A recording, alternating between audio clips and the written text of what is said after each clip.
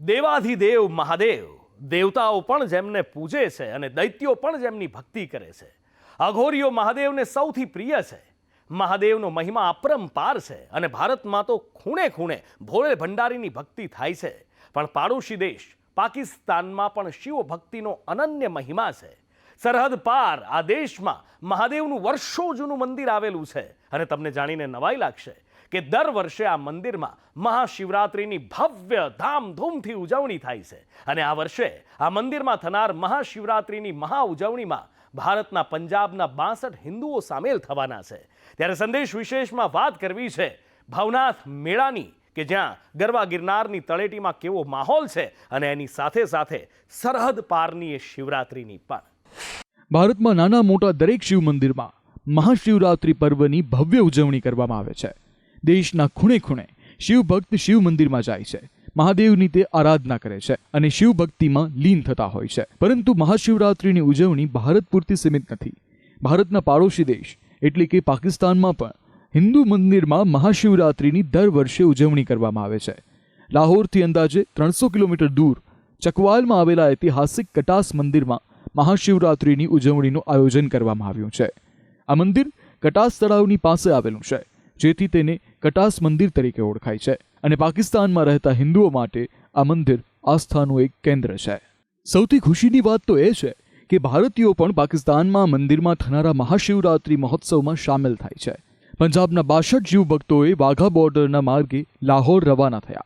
પાકિસ્તાનમાં મહાશિવરાત્રિ પર્વની ઉજવણી કરવાને લઈ શિવભક્તોના હૈયામાં ખુશી સમાઈ રહી નથી. કરતારપુરની જેમ પાકિસ્તાનના હિન્દુ મંદિરો માટે પણ कॉरिडोर बनावવામાં આવે તેવી ઈચ્છા शिव भक्तों दर्शावी रहा है.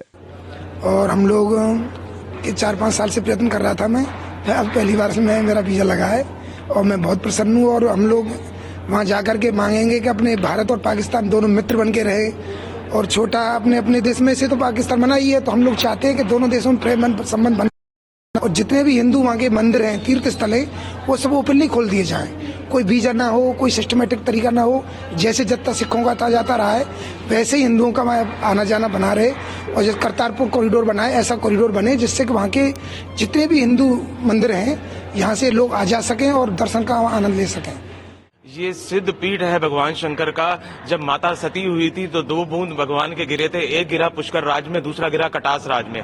और आप ये मान के चलिए ये पृथ्वी के 2 नेत्र हैं, ऐसा भी बोला जाता है. और महाभारत के अंदर ऐसा वर्णन किया है. भगवान श्री कृष्ण ने युधिष्ठिर से बोला कि आप अमृत कुंड में स्नान कीजिए तो आप समझे आपके समस्त पापों का आपका निदान मिलेगा. और जब पांडव गए थे वन में तो अमृत कुंड गए तो वहां यक्ष ने प्रश्न पूछा सारे पांडवों से और सारे पांडव मूर्छित हो गए. तो अंत में युधिष्ठिर ने सारे जवाब दिए तो ये अमृत कुंड वही है.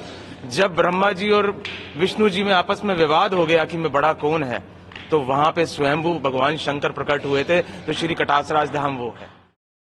પાકિસ્તાનમાં મહાશિવરાત્રિ પર્વની ઉજવણીની વાત તો કરી, પરંતુ હવે ભારતની વાત તો કરવી પડે.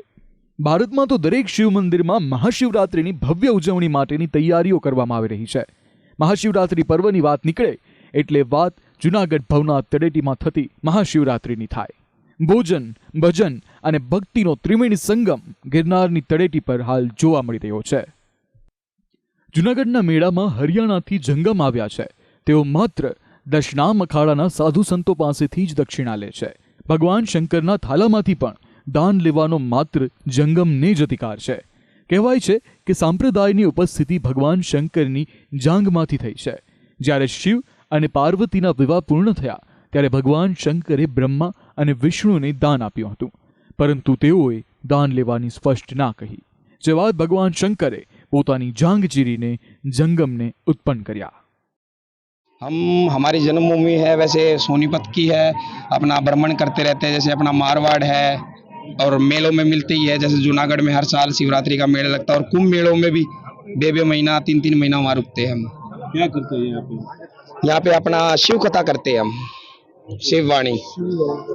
जब से सृष्टि की रचना नहीं हुई थी तब से लेके ठेठ माता पार्वती की 108वीं शादी तक की बात हम बताते हैं इस वाणी के द्वारा. મેળામાં આવતા લાખો શ્રદ્ધાળુઓ માટે 200થી વધુ અન્નક્ષેત્રો ધમધમી રહ્યા છે. ભવનાથ મંદિરે 151 ફૂટની ધજા ચડાવવામાં આવી છે. મૃગીકુંડ પાસે મહિલા સંન્યાસીઓએ ધ્વજારોહણ કર્યું હતું. છેલ્લા 3 વર્ષથી મહિલા સંન્યાસીઓ જ ધ્વજારોહણ કરે છે.